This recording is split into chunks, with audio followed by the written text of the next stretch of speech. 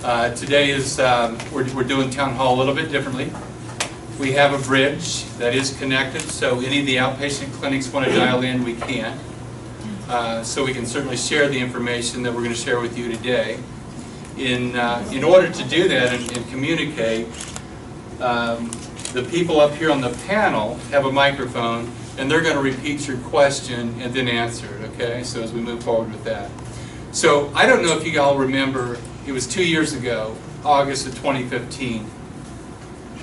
Secretary then McDonald sent a message out to us. And it was the launching of the MyVA. And to quote Secretary McDonald, he said, "We are embarking on the largest transformation in VA history."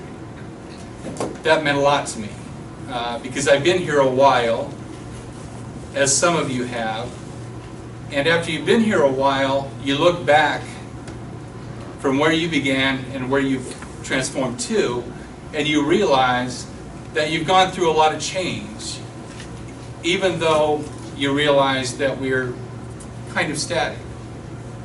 So when you get to the point where I am, and some of the other people that have been here for a while, you can come on up, Sue, if you want, over here. Even if you don't want to. You realize that the delivery of care that the VA has transformed over the course of 30, 40, and 50 years. So what we're embarking on today is a paradigm shift that has to occur if we're going to meet the needs, the current needs of our veterans, and the future needs of our veterans when we're looking at 5 and 10 years, okay? So having said that, I want to turn it over to the director, Mr. Clover. Okay.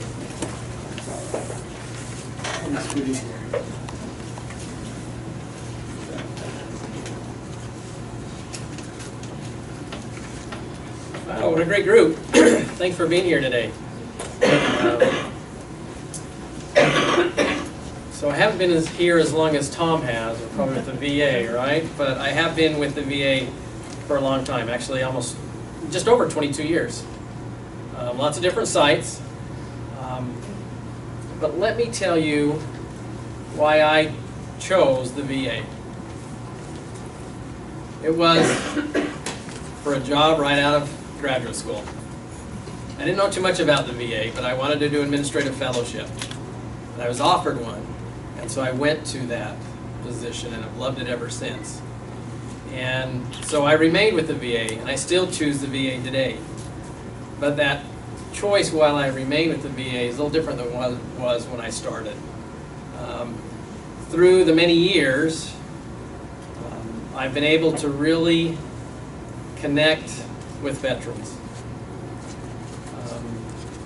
Knowing them, getting to know them as I've walked around, getting to know some of our veterans, employees as well, but also getting to know my father, who was a veteran, and realizing what I could do to serve him, my father, as I see veterans who would have been his age or are his age, to understand how that connection goes for me as a son.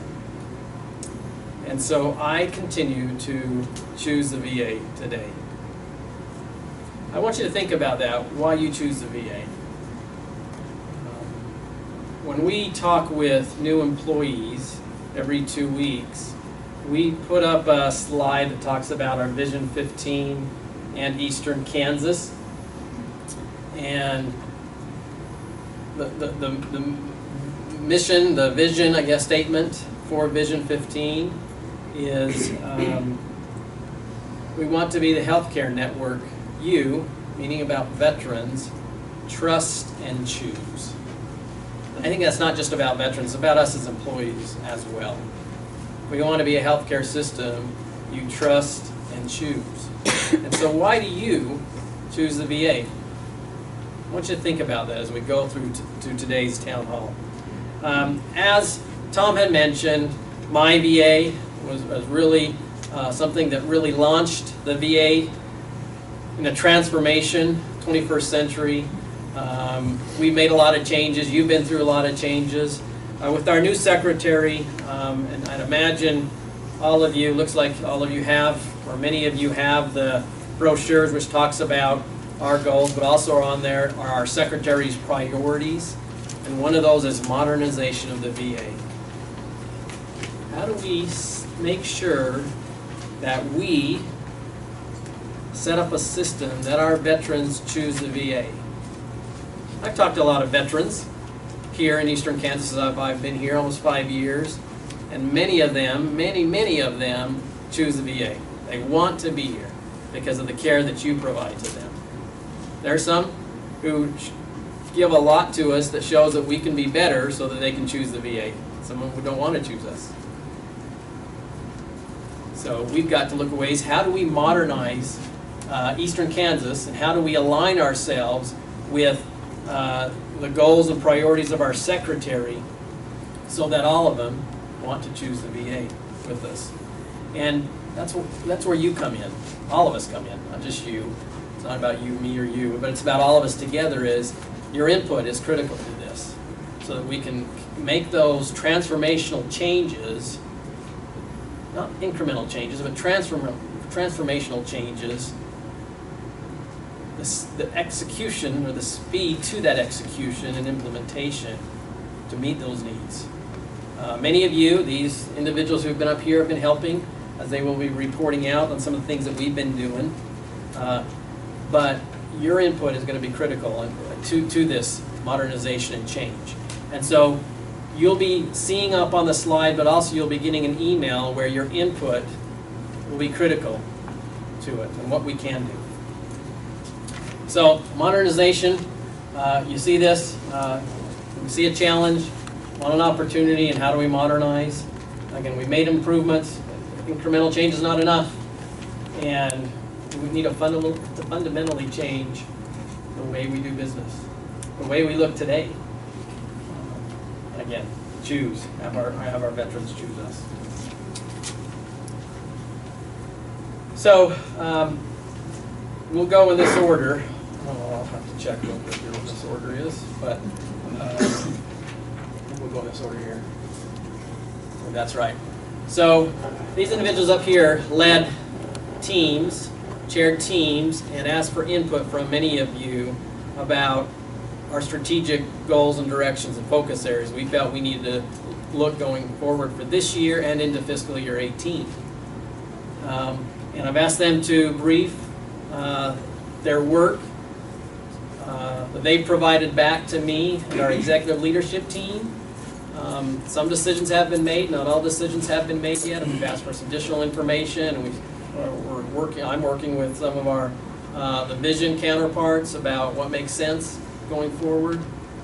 But it gives some information that you'll receive as they share that with you of what we're thinking, the input we've been, and data we've been looking at, of where does Eastern Kansas go. So not just Leavenworth, but Topeka. But Brian will go first on access to care. Wes, I think where's Wes over here? Brian. For financial stewardship process. Assessing and evaluating emergency department and services is John Murray and Jody Kinney. Evaluating surgery and its services, although they're very similar, is TJ and Dr. Hume. TJ McCombs from our pharmacy. Enhancing care in the community. No, there's Sheena, right? Sheena. Thank you, Sheena. And expand services at Junction Platte City is Sue. And so they'll give you some information. I'll go ahead and sit down while they do that, and then we'll get back up as we go forward. Okay, so microphone, Brian, do that.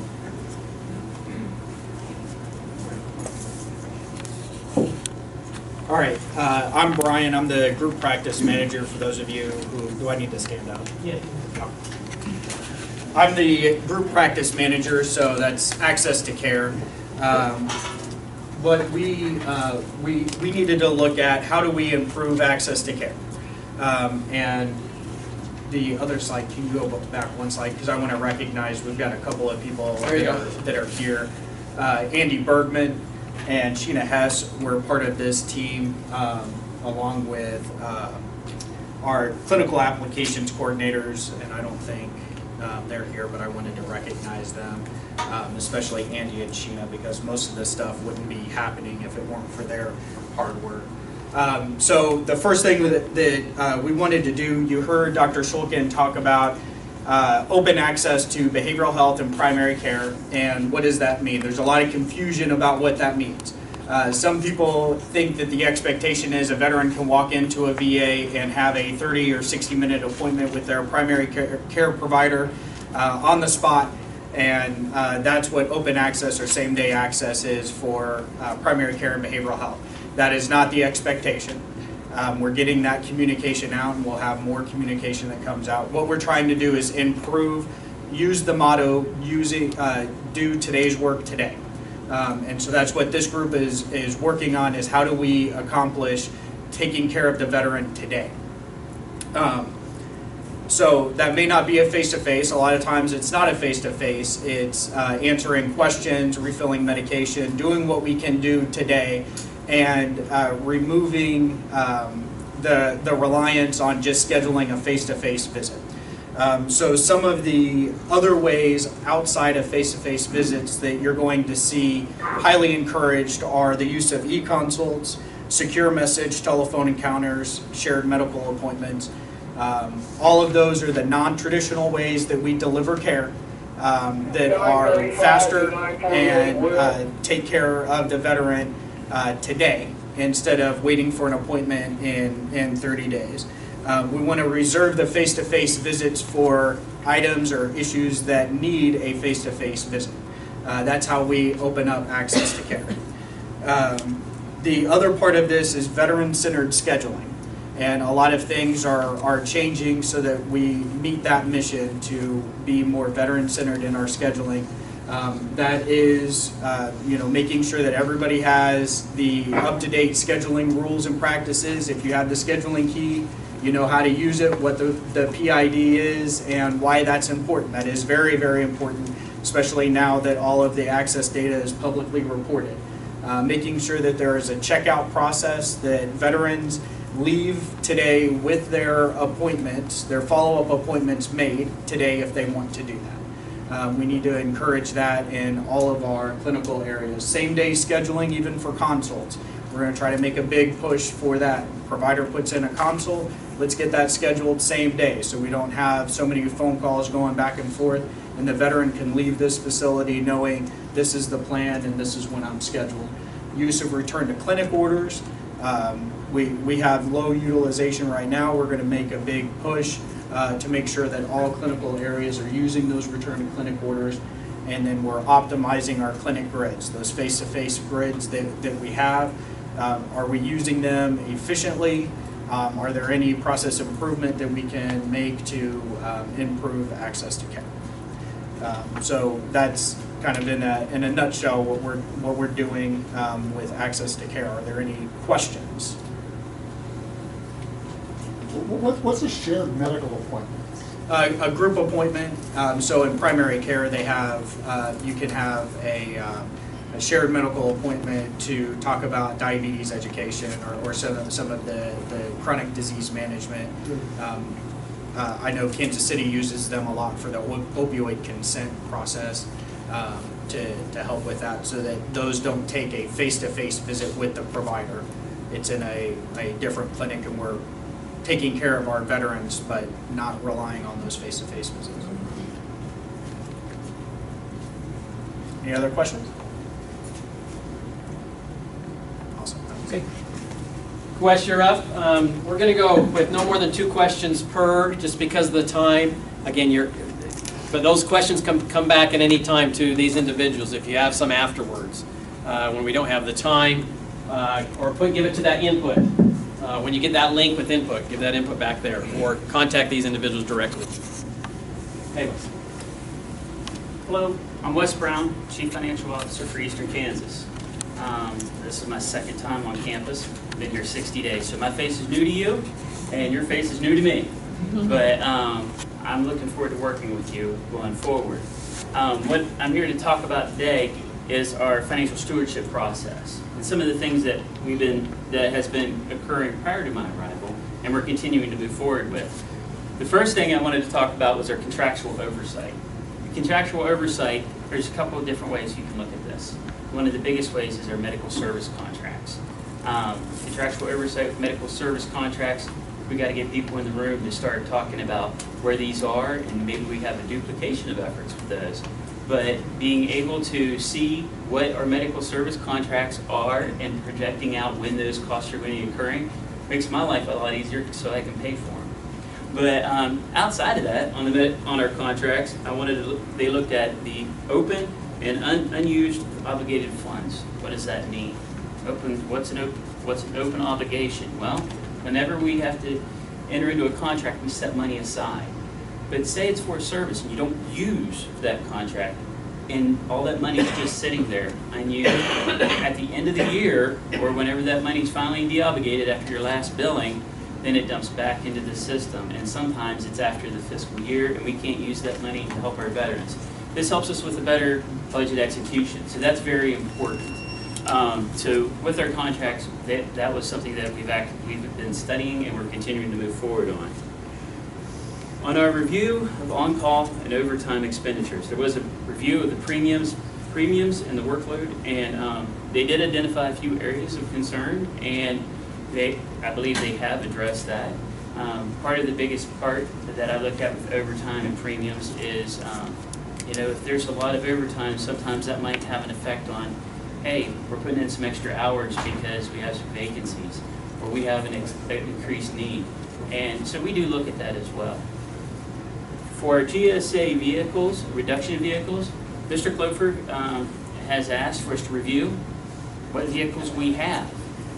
As of yesterday, we had 176 GSA, so the term's interchangeable, GSA vehicles that we actually lease through GSA. We pay monthly rent on these vehicles, and then we have to pay other costs as well. So we have 176. Now, when you think of 176, that's a lot. Well, we're a big healthcare system too, but 176 is one Govy vehicle for every 10 employees. So to give a perspective of, we have one vehicle out there for roughly every 10 employees. So we're looking at areas of these vehicles may not be used efficiently or effectively, trying to make sure that they are used. That's another thing, we have to meet a minimum criteria there. But also, do we need all these vehicles, and maybe there's a way we can better distribute them and use them. So possibly reducing this number by 25%. Purchase card reviews, the biggest part of the purchase card review, they looked at a lot of the outstanding purchase card orders. For those of you here in logistics, you may have been involved with this. They looked at a lot of the things that were out there, just hanging and waiting to get closed. A number of those have been closed. So that's a big portion of their review.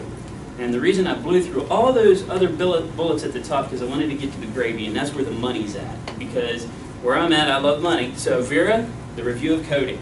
Now, there's a couple pieces with review of coding. It's not just for our discretionary funds, but it also affects our first and third party billings, where we're able to bill insurance companies. So part of that coding we had to look at, and we have some issues that's been reviewed, and we're looking to correct the processes and become more effective in that. With the coding, we do have some areas that we've identified with our third party, because if we do not code correctly and the insurance company kicks it back and we send it back and forth, eventually we won't get the credit for it. If we do not code correctly, we also will not get our Vera reimbursement, because that coding has a significant effect on how that money comes to us. It is the foundational portion of what goes into our Vera. And for our practitioners, there's three major things. Document what you did, get your encounters closed, and the biggest part is that coding. That coding is where the money comes from, and that supports our paychecks. It supports our first and third party billings, and it's a big part of what we need to sustain ourselves. So with that, we have that is a big part of our discretionary funds. For our specific purpose funds, that's outside, and that is separate for special programs that you guys may hear about with mental health or oral health. That is a separate source of funding. but for our discretionary funds to support our police, to support our engineering, and keep our lights on, pay for our nurses and our doctors, who are here every day, take care of the veterans of Eastern Kansas. That coding is what helps support that. So it is a big part, and our VERA coordinator, Mr. Dustin, has been a big part of this process, and we're continuing to review and move forward and communicate and try to find better ways to correct any issues that we may have. And I'm seeing the 0 minute side. So are there any questions? Okay, well, thank you very much, and I look forward to meeting you guys.